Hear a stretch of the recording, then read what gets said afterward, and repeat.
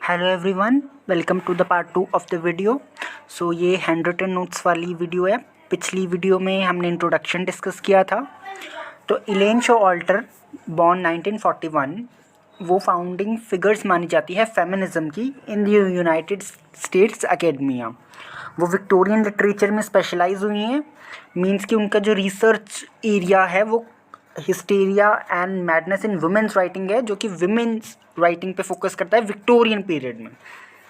Female literary traditions, कौन सी authors आई, कौन सी नहीं आई और पाथ ब्रेकिंग कंट्रीब्यूशन रहा है, ये मैप करता है फीमेल ट्रेडिशन, जो कि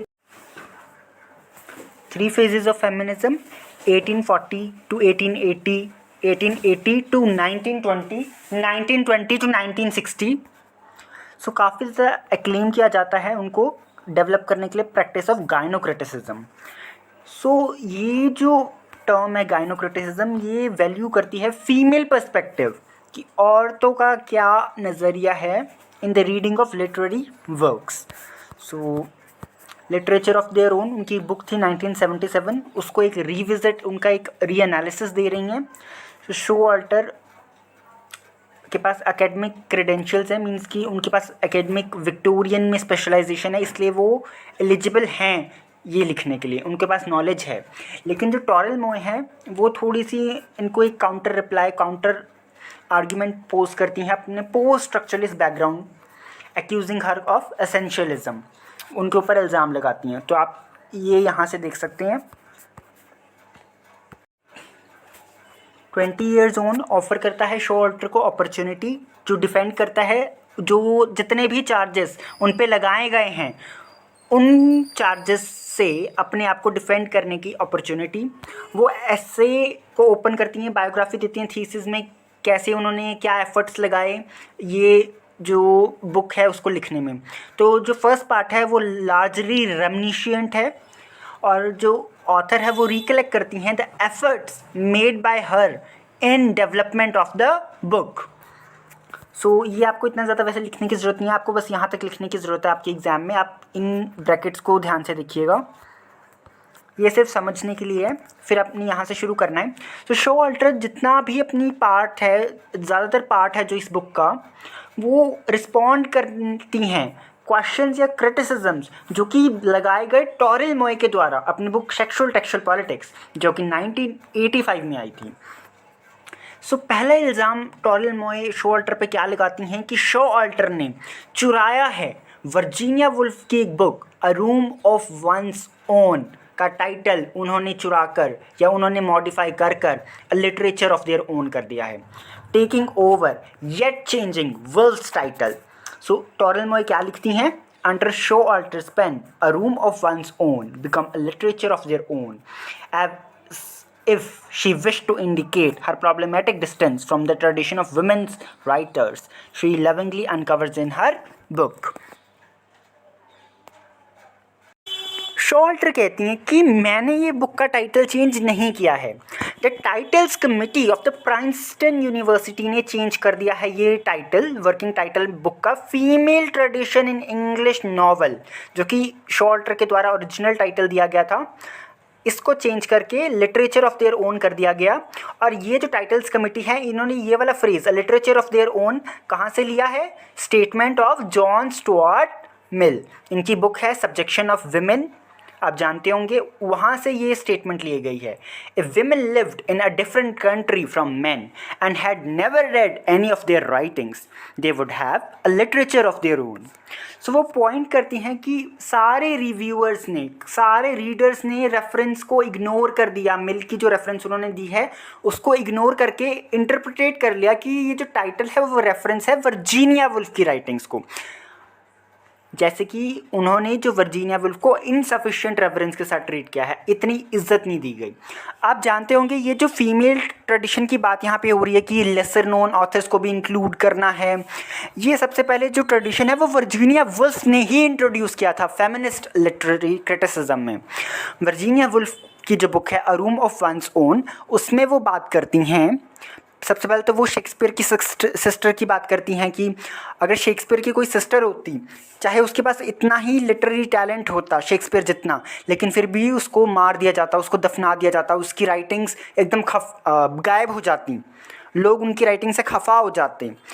तो वो चाहती हैं कि जितनी भी लेस नोन फीमेल ऑथर्स हैं जो भुला दी गई उनको भी इंक्लूड किया जाए।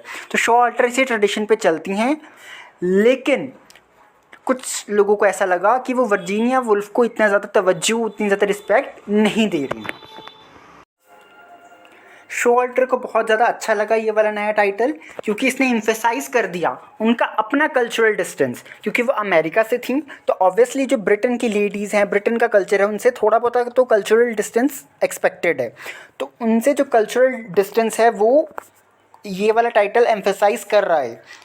ठीक है, तो यहीं तक लिखने की ज़रूरत है, ये सिर्फ समझने के लिए कि ये जो टाइटल है वो इश्यूज़ भी रेज करता है, नेशनैलिटी, लिटरेरी ऑटोनॉमी और सब कल्चर, जो कि वो थ्योराइज करना चाहते हैं। ये इतना लिखने की ज़रूरत नहीं है, बस यहीं तक लिखना। सो नेक्स्ट वो बात करती हैं कि सिर्फ ऑस्ट्रेलियन क्रिटिक थे के रुथविन, उन्होंने ही मिल को एम्फेसाइज किया, और एक मेल क्रिटिक उनकी बुक के बारे में अच्छा बोल रहा है, तो उनको लगता है कि ये जो पॉइंट है वो काफ़ी ज़्यादा अच्छा है उनकी बुक के लिए, काफ़ी पॉजिटिव है। लेकिन जितनी भी विमेन क्रिटिक्स थी उन्होंने इस बुक पे नेगेटिव क्रिटिसिज्म किया। Within feminist criticism the book has been both imitated and reviled. So ये जो अकाउंट है वो कल्मिनेट होता है, ख़त्म होता है पब्लिकेशन हिस्ट्री में, इंक्लूडिंग द इंफॉर्मेशन कि पब्लिशर ने सजेस्ट किया है टाइटल।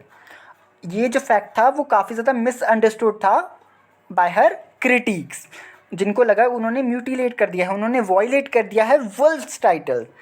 सो शॉल्टर देखती रही कि क्या क्या क्रिटिसिज्म उनको आ रहा है, अटैक हो रहे हैं अटेंशन से मीन्स काफ़ी ज़्यादा फोकस से और इंटरेस्ट से।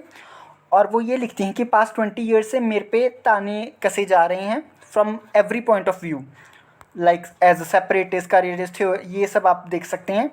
ये आप अगर स्टार्टिंग में भी देख सकें तो अच्छी बात है, ये वाली कोट।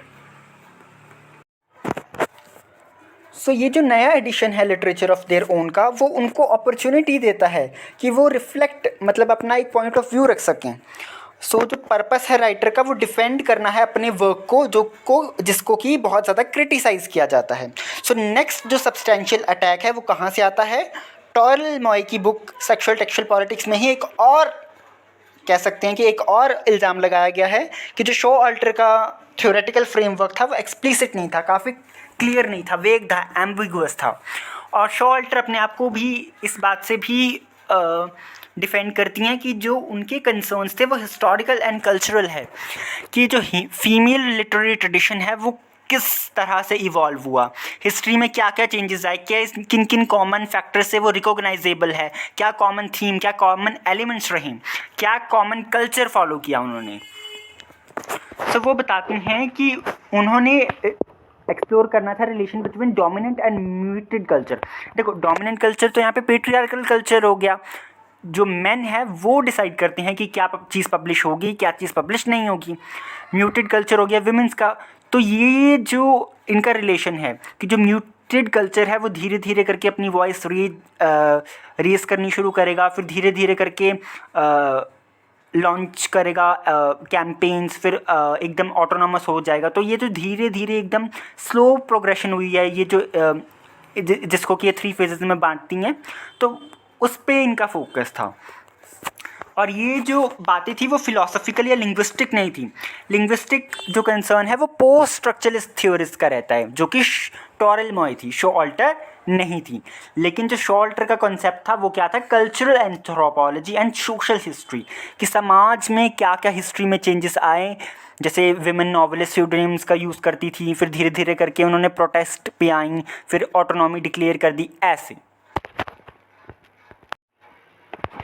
तो मोए की व्यू में जो थियोरेटिकल क्वेश्चंस थे वो फिलोसॉफिकल थे, कि इंटरप्रिटेशन क्या है, रीड क्या होता है, टेक्स्ट क्या होता है, टेक्स्ट की रीडिंग कैसे की जाती है, क्या क्या पढ़ना चाहिए, क्या क्या नहीं पढ़ना चाहिए, क्या मीनिंग सजेस्ट हो सकते हैं। ये सारे जो थ्योरीज होती हैं ये पोस्ट स्ट्रक्चरलिस्ट थ्योरीज फॉलो करती हैं, पोस्ट स्ट्रक्चरलिस्ट थ्योरिस्ट्स फॉलो करते हैं, कि टेक्स्ट का जो फिक्स्ड मीनिंग है ऐसा नहीं है, इनफाइनाइट मीनिंग्स निकल सकते हैं, स्टेबिलिटी नहीं है लैंग्वेज में। लेकिन जो शॉल्टर कहते हैं कि जो मेरे अपने कंसेप्ट थे वो हिस्टोरिकल और कल्चरल थे, सिर्फ वो बताती हैं कि अप्रोच डिफरेंट है बस, कि जो वुमेन्स राइटिंग है वो कैसे इवॉल्व हुई है, ये रिलेशन क्या है डोमिनेंट कल्चर यानी कि मेन स्ट्रीम कल्चर और सब ऑर्डिनेट कल्चर जिनको भुला दिया गया है, जिनको ऑप्रेस किया गया, मीन्स की विमेन यहाँ पे। सो वो ये देखना चाहती थी क्या पॉसिबल है म्यूटेड कल्चर के लिए अपनी ऑटोनॉमस लिटरेचर बना पाना जो कि इंडिपेंडेंट एक्सेस किया जाए, कि क्या जो रूल्स थे उस समय के उनको एकदम निगलेक्ट करके उनके वर्क्स को एनालाइज किया जा सकता है। सो ये उनका मेन फोकस था। क्वेश्चंस ऑफ टेक्स्ट और रीडिंग प्रैक्टिस उनका फोकस ऑफ इंटरेस्ट नहीं है। और इसी संदर्भ में, इसी फोकस ऑफ एरिया में, इसी इंटरेस्ट एरिया में उन्होंने गायनोक्रिटिसिज्म की शुरुआत की, जिसका मतलब है कि women as a writer as well as critics वो ट्रेजेक्ट्री देखेंगे कि विमेन राइटिंग कैसे इवॉल्व हुई, डेवलप हुई through subordination and protest and economy. पहले वो सबऑर्डिनेटेड थी, फर्स्ट फेज, प्रोटेस्ट, धीरे धीरे अपनी राइट्स की एडवोकेसी शुरू कर दी, अपनी आवाज़ स्थापित करनी शुरू कर दी, अपनी वॉइस को एक नई पहचान देनी शुरू कर दी और धीरे धीरे ऑटोनॉमस हो गई। 1920 टू 1960 वाला जो पीरियड है। शॉल्टर क्लैरिफाई करती हैं कि ये हिस्टोरिकली स्पेसिफिक स्ट्रैटेजी है, कि हिस्ट्री से रिलेट करती हुई कि इस पीरियड में ऐसा हुआ, देन ऐसे धीरे धीरे हुआ, स्लो एंड डायनामिक चेंजेस हैं। सो ये डॉगमेटिक एब्सोल्यूट नहीं है, वेग नहीं है, एम्बिगुअस नहीं है। ये थोड़े बड़े कोट्स हैं, इनको आप याद करने की ज़रूरत नहीं है। मतलब कि वो बस ये बता रही हैं कि जो प्रोडक्ट ऑफ सब कल्चर है, कैसे डोमिनेंट मेन स्ट्रीम से सब कल्चर इवॉल्व हो के ऑटोनॉमस बना, बस वो है। ये लिखने की ज़रूरत नहीं है, यहीं तक लिखना है। ओके, सो फर्दर वो अपने आप को डिफेंड करती हैं charge of overlooking the pre 1840 writers. अब आपने देखा कि 1840 टू 1880 वो फर्स्ट फेज कंसिडर करती हैं, तो जो 1840 से पहले की वुमेन ऑथर्स हैं उनका क्या, आफ्रा बेन का नाम सुना होगा आपने, वो भी थी। तो उनको तो कोई स्पेस ही नहीं दिया गया, उनका तो कोई जिक्र ही नहीं हुआ। तो जेनेट टोड अपने ऐसे फेमिनिस्ट लिटरेरी हिस्ट्री में ये बात लिखती हैं कि शॉल्टर डिक्लेयर कर सकती हैं कि जो इससे पहले की विमेन ऑथर्स हैं वो अपने आप को प्रोफेशनल ही नहीं मानती थी, जबकि इतनी सारी प्रोफेशनल वुमेन राइटर्स थी 18th सेंचुरी में। शॉल्टर अपना एक काउंटर पॉइंट ऑफ व्यू रखती हैं कि मैंने निगलेक्ट कर दिया विमेन नॉवलिस्ट 18th सेंचुरी जो कि 1840 से पहले की थी। क्यों? क्योंकि शॉल्टर को लगता है कि जो 19th सेंचुरी है उससे पहले जितनी भी फीमेल ऑथर्स आईं उन्होंने अपना जो करियर है वो एज अ राइटर प्लान नहीं किया था। They were writing basically as a leisure आप कह सकते हैं, as a free time pass time activity आप कह सकते हैं, लेकिन as a writer, as a professional writer उन्होंने अपना करियर प्लान नहीं किया, जैसे वर्जीनिया वुल्फ करती हैं, जैसे कि जेन ऑस्टन बार बार अपने बुक्स को कई बार टाइटल्स चेंज किए, काफ़ी ज़्यादा बुक्स को रिविजन करी, रीराइट किया। और ये हमारी जितनी भी विक्टोरियन नॉवलिस्ट है, जॉर्ज एलियट हैं, हमारी मैरिया एडजवर्थ हैं, ये सारी। और ये सेम बात जो है वो रुथ पेरी भी पॉइंट आउट करती हैं अपनी स्प्लेंडेड बायोग्राफी जो वो लिखती हैं मैरी एस्टल की। ये सेम पॉइंट ऑफ व्यू वो भी प्रेजेंट करती हैं कि जो विमेन नॉवलिस्ट हैं 19th सेंचुरी से पहले वो अपने आप को एक प्रोफेशनल राइटर मानती ही नहीं थीं। वो बताती हैं कि जो स्यूडोनिम्स का एकदम से यूज़ तेज़ हो गया इन द 1840s। आप जानते हैं जॉर्ज एलियट ने पेन नेम यूज़ करके लिखा था, मैरी एन इवेंस उनका रियल नेम था, और भी कई सारी ऑथर्स हैं जैसे ब्रॉन्टे सिस्टर्स हैं, है ना, करियर बेल, एमिलिस बेल, एलिस बेल, तो ये सारी हैं। तो उन्होंने 1840 का टाइम क्यों चुना है? In order to emphasize professionalism, कि जिन्होंने राइटिंग को अपना मीन्स बनाया पैसे कमाने के लिए, marketing and a group awareness means कि विमेन्स अपनी राइट्स के बारे में धीरे धीरे अवेयर हो रही हैं। उसको एम्फेसाइज करने के लिए। उनका कोई इरादा नहीं था कि वो इग्नोर या डिसडेन कर दें 18th सेंचुरी विमेन नॉवेल्स को। डिसडेन मीन्स इग्नोर कर देना, काफ़ी इनसफिशेंटली उनको रिस्पेक्ट ना करना, ऐसा उनका कोई भी इरादा नहीं था। ऑल्सो कि जो वुमेन ग्रेजुएट थी उनकी जनरेशन की, जिस जनरेशन की शॉल्टर खुद हैं, वो विक्टोरियन लिटरेचर की तरफ ज़्यादा आकर्षित थी। क्यों? क्योंकि ये वही पीरियड था जिसमें बहुत ज़्यादा फीमेल ऑथर सामने आईं। आप जानते होंगे एलिज़ाबेथ गैस्किल है, जॉर्ज इलियट हैं, ब्रॉन्टे सिस्टर्स हैं, और भी कई सारी फीमेल ऑथर्स हैं जो कि विक्टोरियन टाइम पीरियड में आके उन्होंने लिखना शुरू कर दिया। वैसे जेन ऑस्टन के novels are also drawn towards the Victorian notion. Victorian काफ़ी ज़्यादा जो उनकी लेगेसी है वो विक्टोरियंस में ही गिनी जाती है। आप जानते होंगे कि उनके नॉवेल्स के लिए कहा जाता है the novel belongs more to the 19th century than to the 18th century. So ये बात वो कह रही हैं कि जो 1840 से ये वाला जो पीरियड था, विक्टोरियन पीरियड था, ये वही पीरियड है जहाँ पे काफ़ी ज़्यादा प्रोलिफिक विमेन राइटर्स आई, काफ़ी ज़्यादा प्रोलिफिक राइटिंग्स हुई विमेंस के द्वारा, और विमेन को एज अ इकोनॉमिकल राइटर्स भी एक्सेप्ट धीरे धीरे करना शुरू कर दिया। सो बारबेरा स्मिथ नाम की एक एसेइस्ट हैं, उन्होंने अपना ऐसे लिखा towards a black feminist criticism.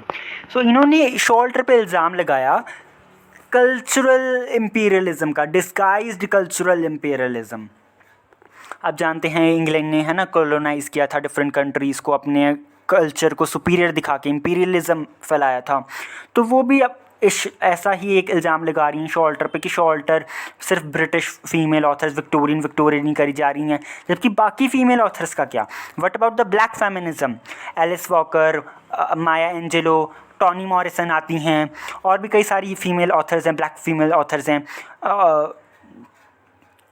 है ना। अमेरिकन भी हैं, आप एड्रीन रिच को पढ़ते हैं, the daughters of the snapshots of a daughter in law, है ना। लेस्बियन कैनोस्ट्रॉपी की बात की गई है। I may be pronouncing it wrong.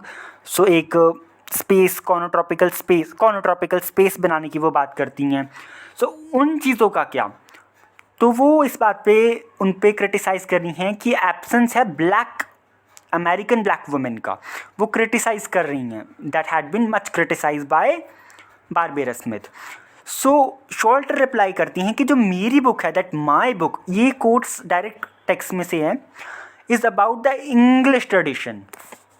English means यहाँ पे विक्टोरियन और ब्रिटिश फीमेल ऑथर्स की बात हो रही है, और किसी ने भी उनको ये नहीं बताया कि कौन कौन से ब्लैक राइटर्स उन्होंने ऑमिट कर दी हैं, और वो जानना चाहेंगी किसी से कि कौन सी 19th सेंचुरी और early 20th century black women novelist उनको इंक्लूड करनी चाहिए थी। देखिए, उनकी जो बुक है वो बेसिकली है तो विक्टोरियन नॉवलिस्ट के ऊपर ना, बेसिकली विमेन राइटर्स। तो वो पूछ रही हैं कि पहली बात तो मेरे को इंक्लूड करने की ज़रूरत नहीं है अमेरिकन ब्लैक राइटर्स को, और अगर मैं इंक्लूड करूँगी भी तो मैं जानना चाहूँगी कि कौन से राइटर्स मुझे इंक्लूड करने चाहिए 19th सेंचुरी और अर्ली 20th सेंचुरी के। जो ब्लैक फेमिनिज़म है वो काफ़ी ज़्यादा लेट आता है। आप जानते होंगे हार्लेम रेनेसां हुआ था, है ना, 1920s 30s में, फिर ग्रेट डिप्रेशन के बाद थोड़ा डाउन हो गया था। उसके बाद जाके ब्लैक राइटर्स का थोड़ा जो रेलेवेंस है वो थोड़ा बढ़ने लगा था। सो यही थी, अब जो मेन पॉइंट्स और मेन क्रक्स है वो यही है ऐसे का। होप करता हूँ आपको ये थोड़ा सा समझ आया होगा, और अगर आपको इसकी PDF चाहिए तो आप कमेंट कीजिएगा, मैं लिंक प्रोवाइड करने की कोशिश करूँगा। अदरवाइज़ ये जो PDF है मैंने वैसे ही दिखा दिया, आप इसको नोट भी कर सकते हैं साथ साथ।